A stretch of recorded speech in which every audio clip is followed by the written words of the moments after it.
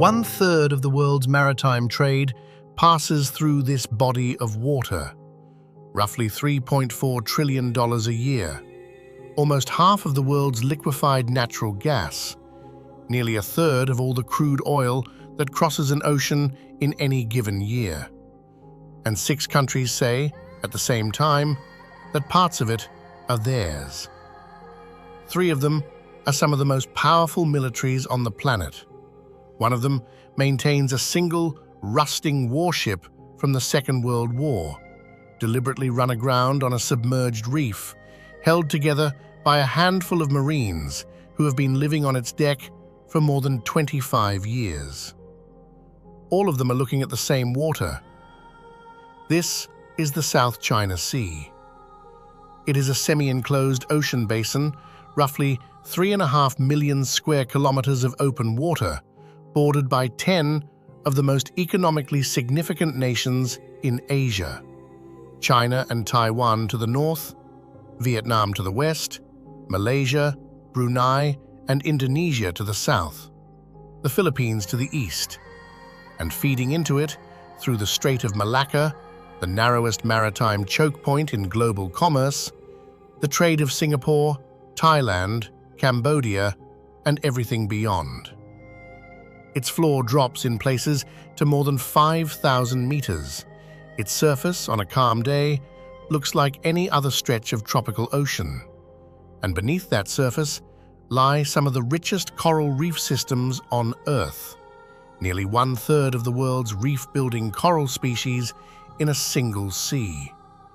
But the reason this ocean has a name that almost everyone recognizes and almost no one fully understands is not its depth or its coral or the fish that feed nearly 37 million people along its shores.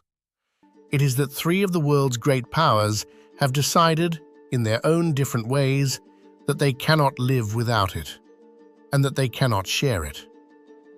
The United States patrols it with warships that were built 7,000 miles from here, sailing under an old promise made to allies after the Second World War.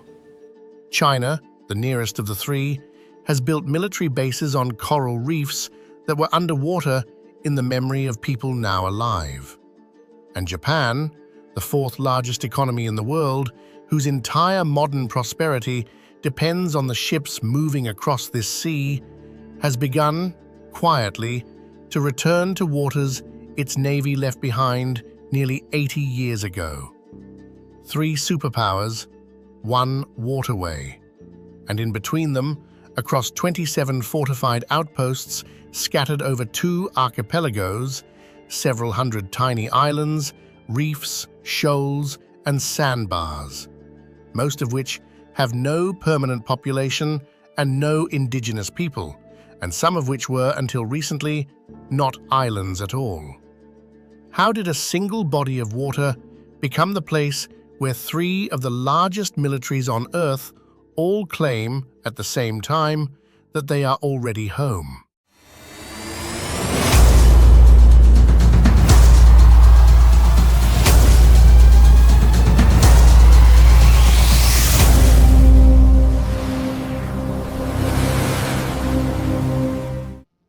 The answer begins not with missiles or maps, but with the shape of the sea itself.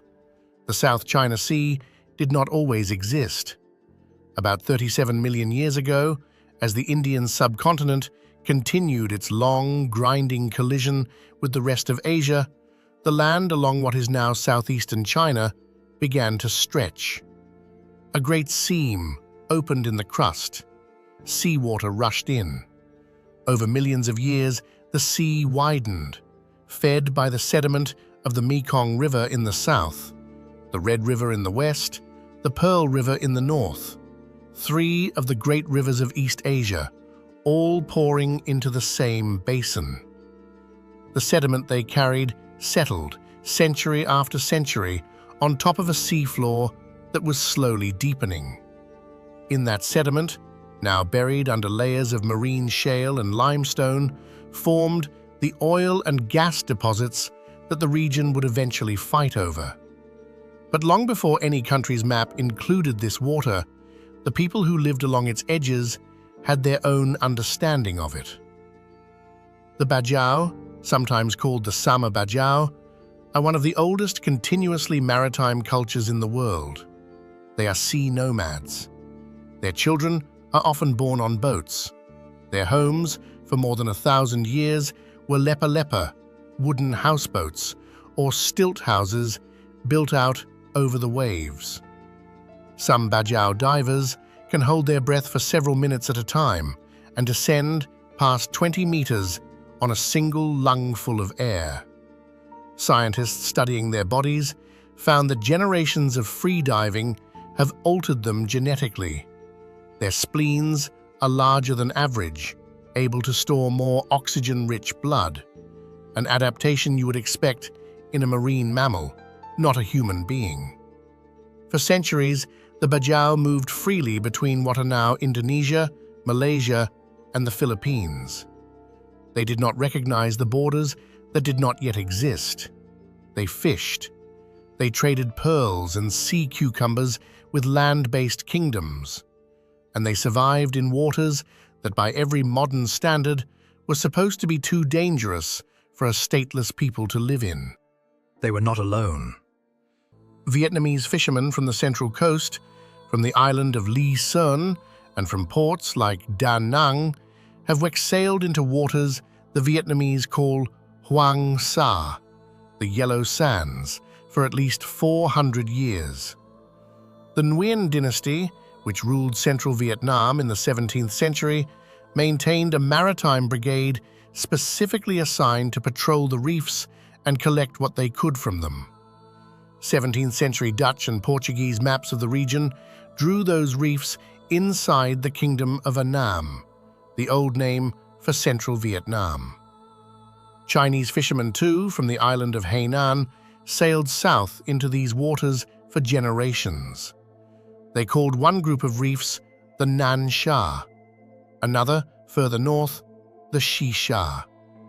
Some Qing dynasty officials, as late as 1899, denied any responsibility for the reefs at all. In a dispute over a shipwreck, they told the British that the islands were not China's problem.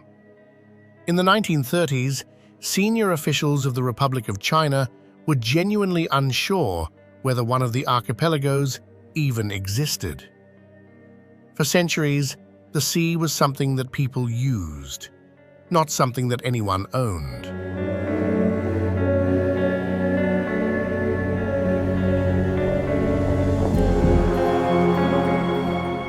That began to change in 1947.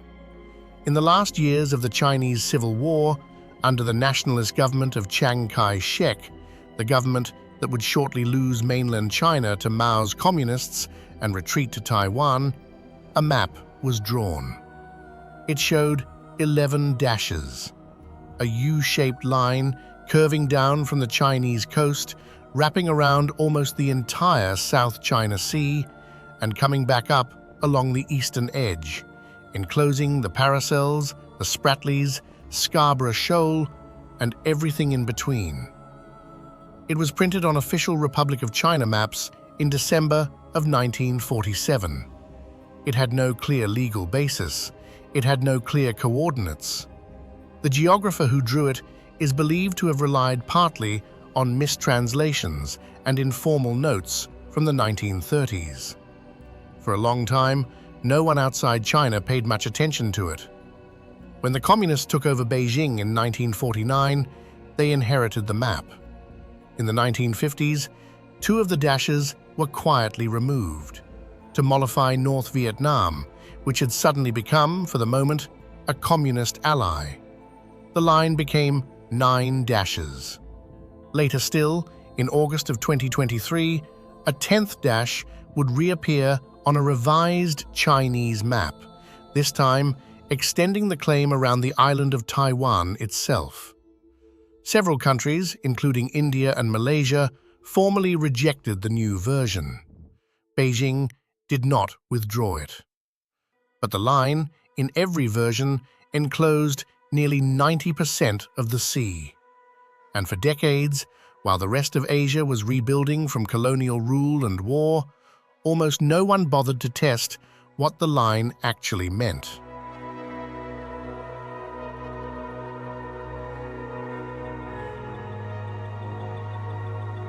The first test came in the waters around the Paracel Islands.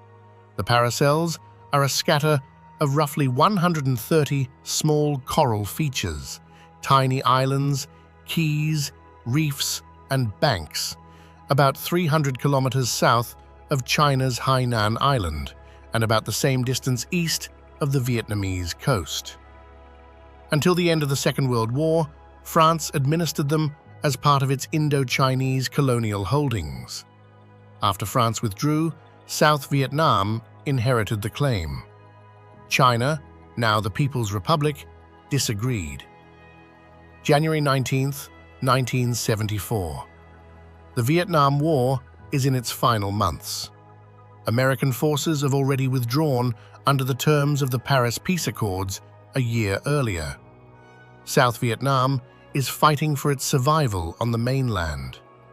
And in the Paracels, far from any front line, a small group of Chinese fishing boats, backed by naval vessels, begin planting flags on islands still garrisoned by a handful of South Vietnamese troops. Saigon sends 4 warships. China sends more. The battle, when it comes, lasts barely an hour. The South Vietnamese corvette Nhiet Thao, under the command of Captain Nguyen Van Ta, is hit and sinks. He goes down with his ship.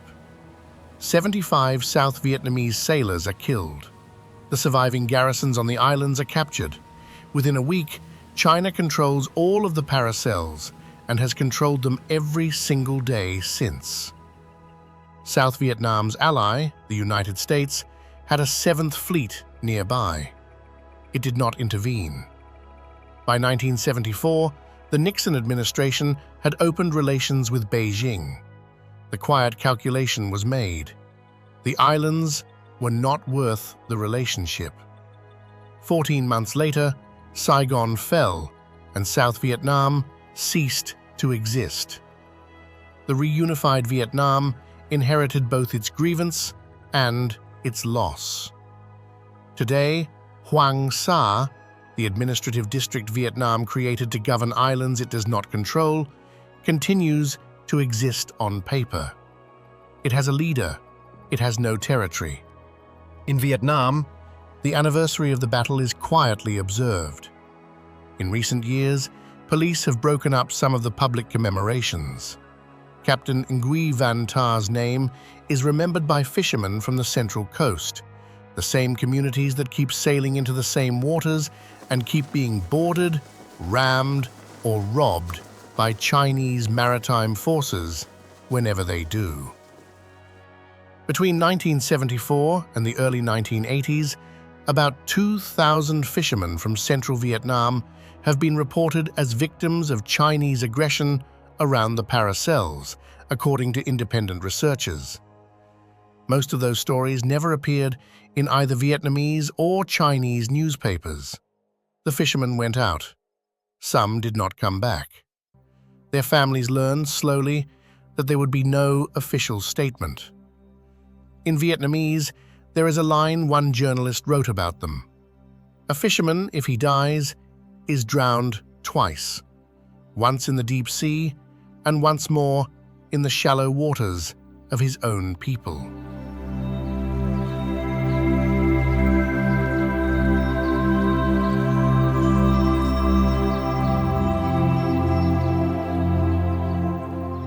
The second test came 14 years later. The Spratleys Islands lie further south, hundreds of kilometers from any of the coastlines that claim them, in the central and southern South China Sea. They are even smaller than the Paracels. Most of them are reefs, atolls, and sandbars, features that appear at low tide and disappear at high tide. A handful are natural islands. Taiping Island, held by Taiwan, is the largest, barely half a square kilometer of dry land. By the mid-1980s, multiple governments had started building small outposts on Spratly features to mark their presence. Vietnam held the most, roughly 24. The Philippines held a handful. Malaysia, Taiwan, and Brunei each claimed different ones. China held none. That changed on the morning of March 14, 1988. A group of Vietnamese transport ships, HQ-604 and HQ-605, are carrying about 100 engineers and sailors to 3 reefs in the Union Banks: Johnson South, Collins, and Lansdowne. The plan is to unload construction material and begin building small structures to mark the reefs as Vietnamese. The sailors are mostly unarmed. 3 Chinese frigates arrive.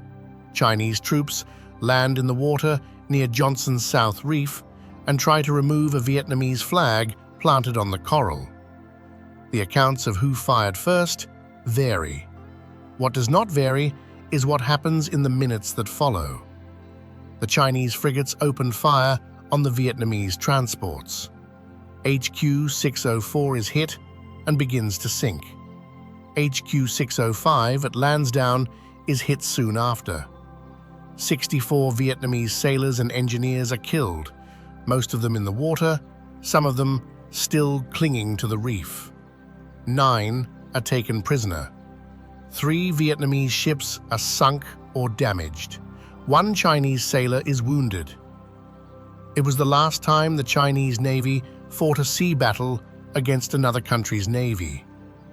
By the end of 1988, China held 6 reefs in the Spratleys for the first time in its history.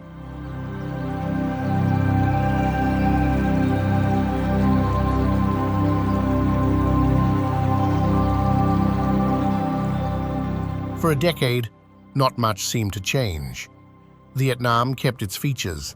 China held its 6 new reefs. The Philippines, Malaysia, Brunei, and Taiwan kept theirs. Fishermen from every country kept fishing everywhere.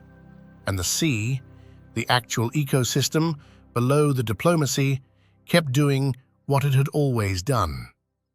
A mature coral reef in the South China Sea is one of the densest living systems on the planet. In a single shallow bay near Hainan Island, marine biologists have catalogued more than 130 species of reef-building coral, nearly 700 species of decapod crustaceans, including the shrimps, crabs, and hermit crabs that shelter between the coral fingers, and hundreds of species of reef fish.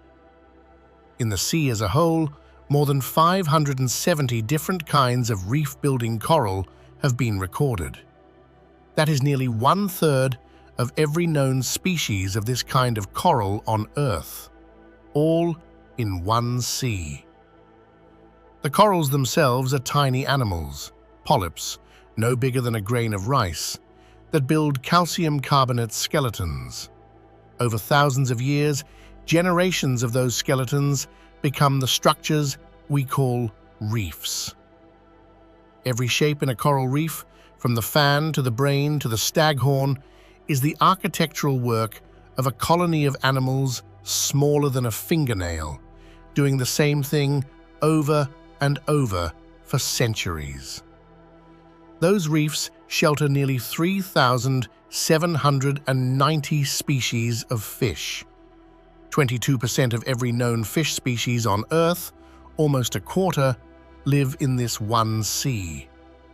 Pelagic species, tuna, skipjack, mackerel, migrate through. Reef species, groupers, snappers, wrasse, live their entire lives on a single outcrop of coral. Green sea turtles come ashore on some of the uninhabited islands to nest. Hawksbills, endangered, follow the currents between feeding grounds. Below all of that, On the floor of the reef, another quieter population keeps the whole thing working. Plena shrimp, no larger than a thumbnail, set up stations on coral heads, places where larger fish come to have parasites picked from their gills. Sea cucumbers, brown, tubular, slow, move across the sand, eating detritus, the way earthworms do on land. Giant clams, some of them more than a meter across and weighing more than 200 kilograms, anchor themselves into the reef and filter seawater for their entire lives. Some of the largest specimens are thought to be more than 100 years old. The people who lived along this sea for centuries knew all of this in the way that a fisherman knows something his grandfather knew. They did not call it biodiversity, they called it food.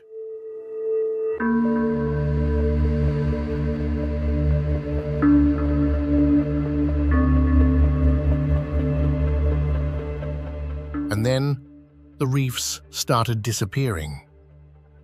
The first sign was not a battle. It was a fleet of small, brightly painted Chinese boats, cutter boats from Hainan, arriving in the late 2000s at reefs all across the sea and using their propellers to dig into the coral. They were not fishing. They were harvesting giant clams. The shells, the enormous ones, the ones that had been growing for a human lifetime, were worth tens of thousands of dollars on the mainland Chinese market.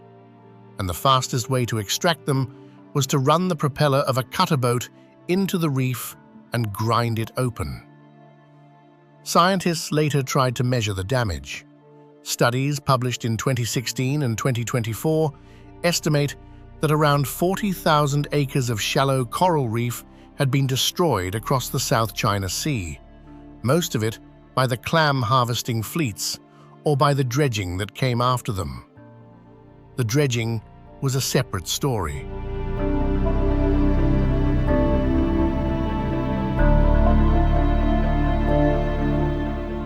Between late 2013 and late 2016, satellites over the Spratleys began to capture something that had never happened before. On 7 reefs that China had occupied since 1988, construction was starting. Not on dry land, these were submerged features, reefs that sat below the surface at high tide. Over the course of about 3 years, massive Chinese cutter suction dredgers sliced into the surrounding reef, pumped the sediment through floating pipelines, and deposited it back onto the occupied feature. The reef became an island. Then the island became a runway. By the end of the campaign, China had created roughly 3,200 acres of new land in the Spratleys. Fiery Cross Reef, once a narrow sliver of coral, now had a 3-kilometer runway, large enough to land any aircraft in the Chinese Air Force. Mischief Reef, Subi Reef, and Quateron Reef each received their own airstrip or helipad. Missile defense systems, radar towers, hangars, and deep-water piers followed. Structures sufficient to house garrisons of several hundred soldiers were built on reefs that in the 1990s were uninhabited at low tide. The reefs, as reefs, were gone. The process of building the islands destroyed them. Sediment plumes from the dredging, visible from space, smothered the coral outside the construction zones for kilometers in every direction. Analysts from the Center for Strategic and International Studies, whose satellite work made this visible to the outside world, estimated that China was responsible for roughly 99% of the offshore reef destruction measured in the Spratleys during that decade. Vietnam, more slowly, built smaller artificial platforms on features it controlled. The Philippines, Malaysia, and Taiwan had all done a limited amount of reclamation in earlier decades. But the scale of what China did, the speed, the engineering, the military purpose, had no precedent. The reefs had taken thousands of years to build. The islands were built in 36 months.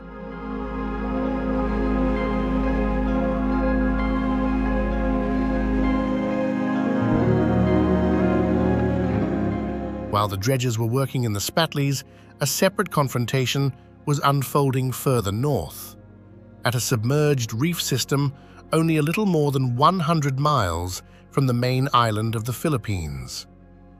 Scarborough Shoal, known in the Philippines as Bajau de Masinloc, in China as Huangyan Dao, is not really an island at all. It is a ring of coral about 15 nautical miles across, rising above the surface at low tide as a handful of rocks. At high tide, almost all of it disappears. Its lagoon, in the middle of the ring, has sheltered fishing boats from storms for longer than anyone has written down. For generations, fishermen from the Philippine province of Zambales, towns like Masinloc, Infanta and Bani, visible across the horizon, sailed to Scarborough to fish. Vietnamese and Chinese fishermen came too. In the living memory of Filipino fishermen still alive today, it was a shared ground. A 12 to 18-hour trip from the Zambales coast, a place where you could pay your debts and still have something left over. In April of 2012, the Philippine Navy, on a patrol near the shoal, attempted to board 8 Chinese fishing boats accused of harvesting corals, giant clams, and sharks inside the lagoon. Before the Navy could make arrests, 2 Chinese maritime surveillance ships arrived and positioned themselves between the fishing boats and the Philippine frigate. A standoff began. It lasted weeks. At one point, the Philippine Navy had 2 ships in the water against nearly 90 Chinese vessels. Under pressure from the United States, the Philippines eventually agreed to withdraw its ships in exchange for a reciprocal Chinese withdrawal. The Philippines pulled out. China did not. From 2012 onward, Chinese Coast Guard vessels have maintained a constant presence at Scarborough Shoal. They do not let Filipino fishermen enter the lagoon. They do not build on the feature, but they control who can and cannot work its waters. Ptolomeo Ferrones, who retired from fishing at the age of 70, remembers the years before 2012 the way a farmer remembers a harvest season. 3-month trips to Scarborough, enough fish to pay his cash advances and still have money left over until the next voyage. Today, he drives a tricycle taxi in his hometown. A younger generation of fishermen, men still feeding children, cannot retire. They still sail, but where their fathers made a living wage, the boats now come home with a third of what they used to. According to one fishermen's advocacy group in the Philippines, roughly 627,000 Filipino fishers have lost their livelihoods in some form over the decade since Scarborough was closed to them. The shoal sits inside what international law calls the Philippines' exclusive economic zone, the 200 nautical mile band extending from the coast, in which a country has exclusive rights to fish and extract resources. Scarborough is 24 nautical miles from Zambales, 720 miles from the Chinese mainland.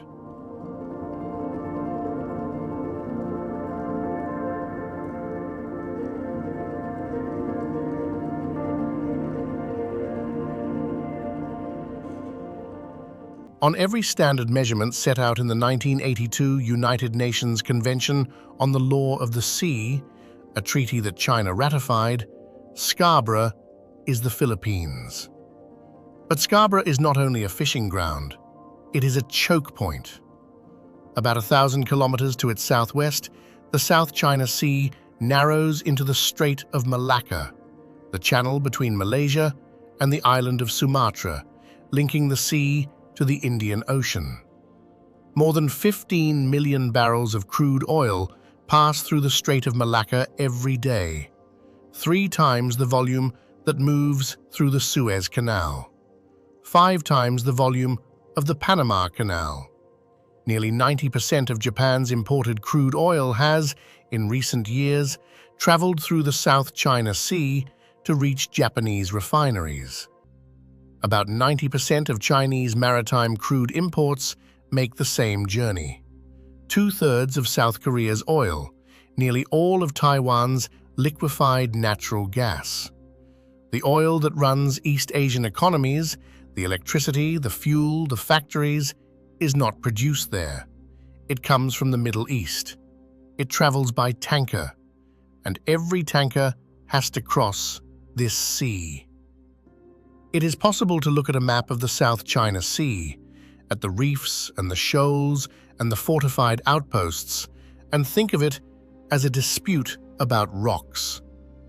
It is a dispute about the oil that runs 1/3 of the world's economy. The rocks sit on top of the shipping lanes.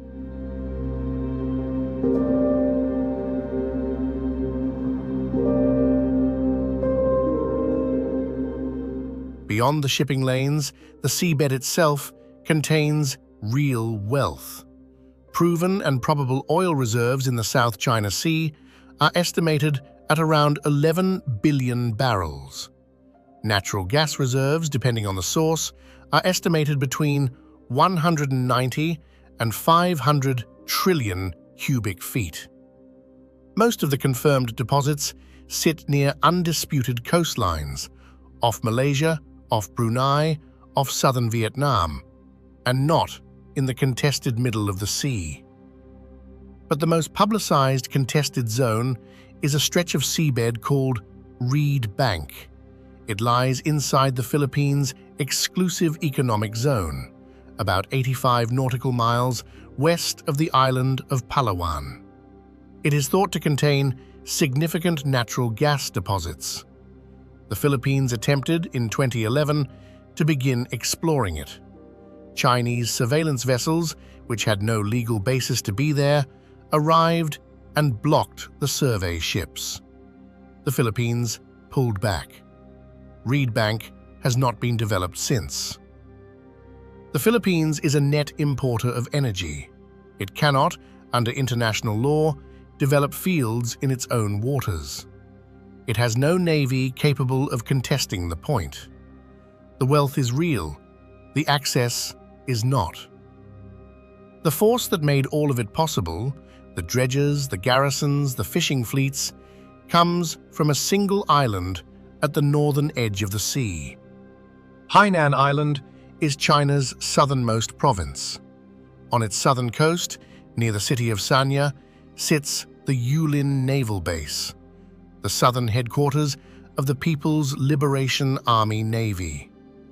Yulin is home to a submarine base carved partly into the mountainside, with underground pens designed to shelter nuclear ballistic missile submarines from aerial surveillance. From Yulin, Chinese Coast Guard ships, fishing fleets, and naval task forces rotate out to the reefs and back. Everything China builds in the Spratleys, every container of cement, every piece of radar equipment, every drum of fuel, has to pass through a port somewhere on Hainan to get there. Without Hainan, the 9-dash line is a drawing. With Hainan, it is a supply chain. The human expression of that supply chain is a fishing village called Tanmen on Hainan's eastern coast. In early 2013, Xi Jinping, then newly installed as China's top leader, visited Tanmen. He was photographed standing on the deck of a fishing boat. The visit was not, on its face, political, but in the months that followed, the fishing fleet from Tanmen became the public face of what analysts would later call China's maritime militia. Civilian fishing vessels, subsidized and coordinated by the state, operating in contested waters under the nominal cover of commercial fishing. When Filipino or Vietnamese fishermen report being swarmed by 20 or 40 Chinese boats that refuse to leave a reef, many of those boats are from Tanmen. The United States Navy calls this gray zone coercion. China calls it fishing.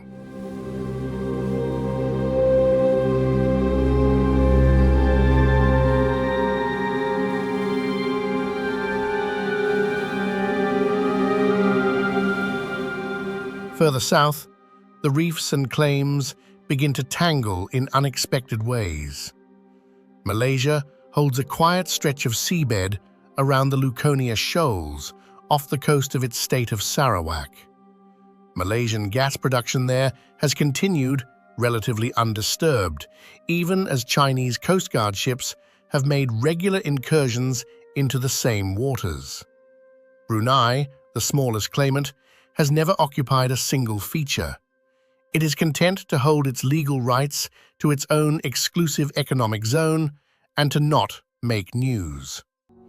Taiwan, which inherited the original 11-dash line in 1947, still administers Taiping Island, the largest natural feature in the Spratleys, with a small garrison and a freshwater well. Its position, awkwardly, overlaps with Beijing's. Both argue for the same historical claim, though they do not cooperate. And then there is Indonesia. Indonesia does not consider itself a claimant in the South China Sea dispute.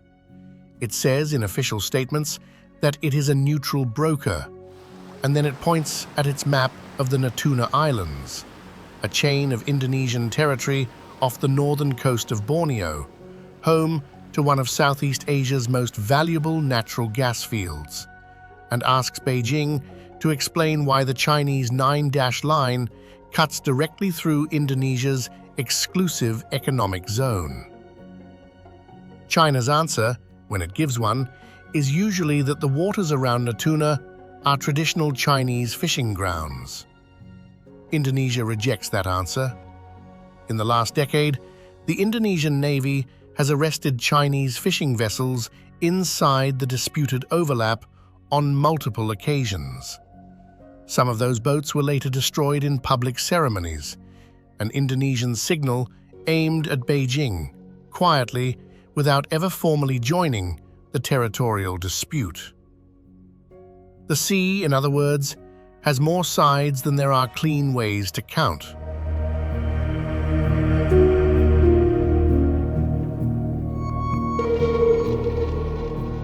Which is, in part, why the Philippines in 2013 decided to try something that no one had tried before. It took China to court. Under the United Nations Convention on the Law of the Sea, the treaty that China had signed and ratified, disputes between parties can, under certain conditions, be sent to arbitration. A 5-member tribunal is convened, evidence is presented, a ruling is issued. The ruling is, on paper, binding on both sides. The Philippines filed its case in January of 2013. China refused to participate. Beijing's position was that no tribunal had authority over questions of sovereignty, and that the dispute should be settled bilaterally between the parties, which, given the asymmetry, effectively meant in China's favor. The tribunal proceeded without China's participation. In July of 2016, it issued its ruling. The tribunal did not decide who owned which island. That was outside its remit. What it did decide was this. The so-called historic rights claim underlying the 9-dash line had no legal foundation under the convention. China's construction on reefs inside the Philippines' exclusive economic zone was unlawful. The harassment of Filipino fishermen at Scarborough shoal was a violation of Philippine rights. The environmental destruction caused by the artificial island campaign was a breach of China's obligations under the same convention. The ruling was a legal triumph for the Philippines. China rejected it. The Chinese Foreign Ministry called it null and void. Xi Jinping announced that China's territorial sovereignty in the South China Sea would not be affected in any way by the decision of a court in The Hague. Construction on the artificial islands continued. The Chinese Coast Guard at Scarborough remained. The ruling, with its material effect on the water, changed nothing. In the years that followed, the United States, Australia, Japan, and a handful of European governments reaffirmed that the ruling was binding. Taiwan, ironically, rejected it. ASEAN, the regional grouping that might have delivered a unified response, could not agree on a unified statement. Cambodia, tied to China by investment and political alliance, blocked the consensus. The sea's claimants went on doing what they had been doing. The ruling sat in a library. And then, in 2022, the tone changed.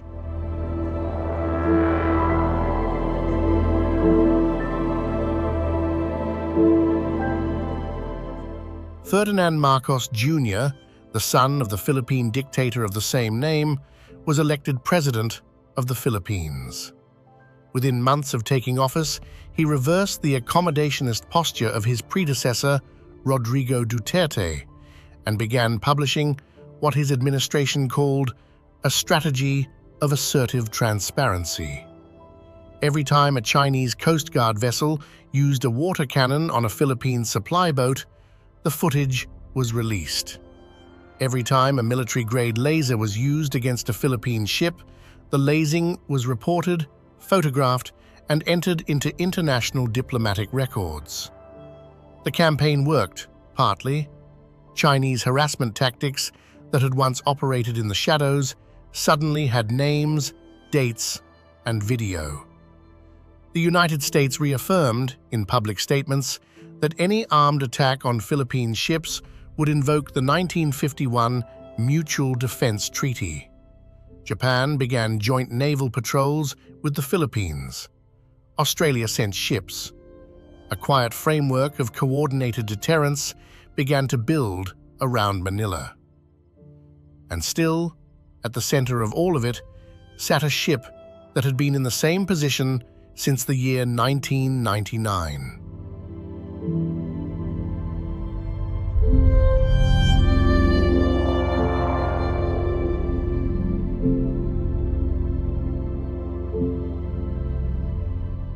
The BRP Sierra Madre is a 910-ton landing ship tank built in Evansville, Indiana in 1944. She was laid down under the name LST-821, launched into the Ohio River in October of that year, and commissioned into the United States Navy as a Second World War transport. She spent the last months of the war carrying supplies around the Western Pacific, Okinawa, Guam, Iwo Jima, in preparation for an invasion of Japan that never had to happen. After the war, she was recommissioned as USS Harnett County, named for a small county in North Carolina. She served in the Vietnam War, transferred to South Vietnam's Navy in 1970, and then, after the fall of Saigon, made her way to the Philippine Navy, which renamed her the BRP Sierra Madre. She is, by any technical measure, an antique. She was more than 50 years old by the time the Philippines made the decision that would define the rest of her life. In 1995, China quietly occupied Mischief Reef, deep inside the Philippine Exclusive Economic Zone, and began building what it called fishermen's shelters on it. The Philippines, weak navy, limited budget, no American base access at the time, was unable to dislodge them. In 1998, the Philippine president at the time, Joseph Estrada, reached a decision. If China could assert a claim by occupying a reef, then the Philippines would do the same. In May of 1999, the Philippine Navy towed 2 old ships to Second Thomas Shoal, a submerged reef system about 105 nautical miles west of Palawan, well inside the Philippines' own exclusive economic zone. At high tide, the shoal barely breaks the surface. At low tide, it reveals a ring of coral roughly 15 kilometers long. One of the ships, the BRP Lanao del Norte, was later towed away. The other, the Sierra Madre, was deliberately run aground on the reef. She has not moved since. A detachment of Philippine Marines, typically fewer than a dozen, has been stationed on her deck in rotation for more than 25 years. She is rusting visibly. Photographs taken at different angles over the years show progressive decay, paint peeling in sheets, bulkheads corroding through, the hull splitting in places where salt water has eaten the steel. At some point, the ship will no longer be a ship. She will be a pile of iron held together by coral and habit. The Marines who live on her sleep in the surviving compartments. They eat rations brought in by supply boats. They mark the days. They are not permitted to leave their post. Their only lifeline is a resupply mission that must cross waters now contested by the Chinese Coast Guard. Between 2021 and 2024, China escalated its interference with those resupply missions. In November 2021, Chinese Coast Guard ships used water cannons against Philippines supply boats. In February 2023, a Chinese Coast Guard ship illuminated a Philippine vessel with a military-grade laser. Some of the Philippine crew reported temporary blindness. In October that year, Chinese ships rammed a Philippine Coast Guard ship and a supply boat on their way to the Sierra Madre. In June 2024, the interference reached its peak. On the morning of June 17th, Chinese Coast Guard personnel, armed with axes, knives, and what one Philippine officer described as bladed melee weapons, boarded a Philippine Navy rigid-hulled inflatable boat during a resupply mission near 2nd Thomas Shoal. They seized equipment. They punctured the boat. A Philippine sailor lost a thumb. No shots were fired. That mattered. Under the 1951 treaty, an armed attack on Philippine forces would trigger a United States defense commitment. The Chinese tactics, water cannons, lasers, melee weapons, were designed to stay just below that threshold, to hurt without shooting, to harass without escalating. The sailor did not die. The ship did not sink. The resupply eventually got through, and the grounded hull of the Sierra Madre stayed, as it has for more than 2.5 decades, in the same spot on the same reef.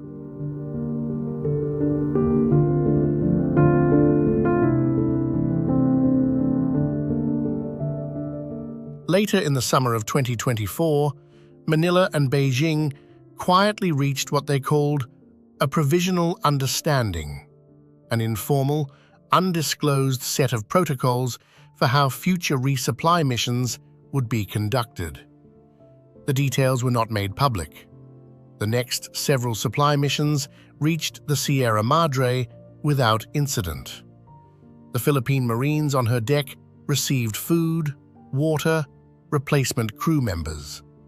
The Chinese Coast Guard stood off within sight of the reef. In November 2024, a United States task force, Task Force Ayungin, named after the Philippine word for 2nd Thomas Shoal, was revealed to have been operating from the island of Palawan. Officially, the task force provides planning support to Philippine forces.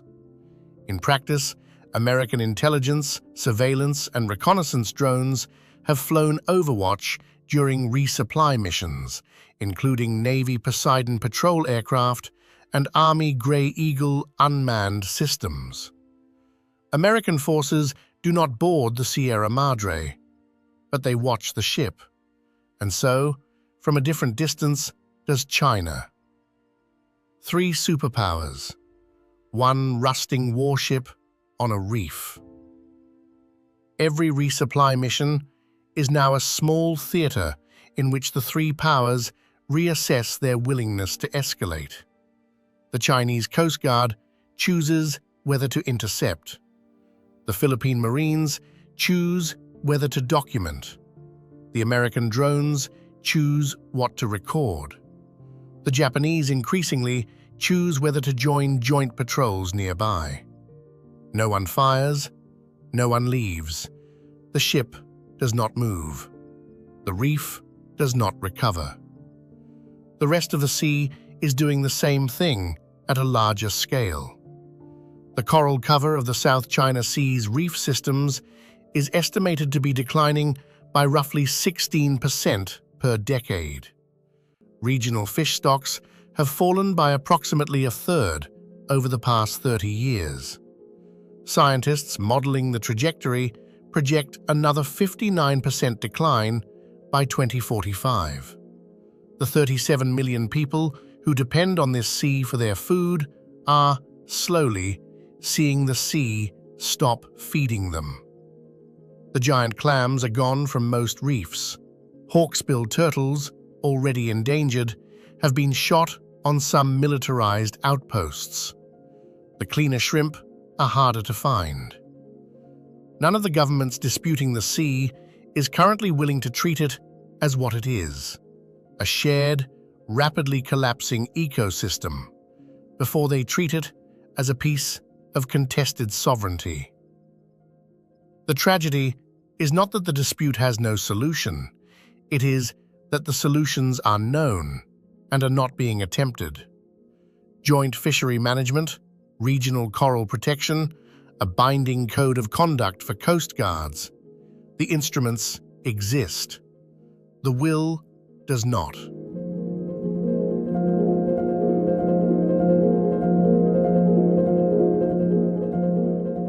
In 1947, a geographer drew 11 dashes on a map in Nanjing and went home. In 2025, a Filipino Marine watched another resupply mission approach from the horizon and checked the date on a calendar that he had been keeping, quietly, in a drawer for 3 years. The sea between them has a name. It has a legal status. It has an ecosystem, a history, a population, a body count. It has no owner. Perhaps the question is not who will win the South China Sea, but what will be left of it by the time one of the powers decides that the word winning means something small enough to be claimed. The reefs are still being dredged. The ships are still circling the shoal. The grounded Sierra Madre, rusting a little more with each passing monsoon, is still held in place by a handful of Marines who were not alive when she was built, on a reef that existed long before she ran aground. No one knows when the next incident will happen. No one knows whether the next water cannon will be followed by a gunshot.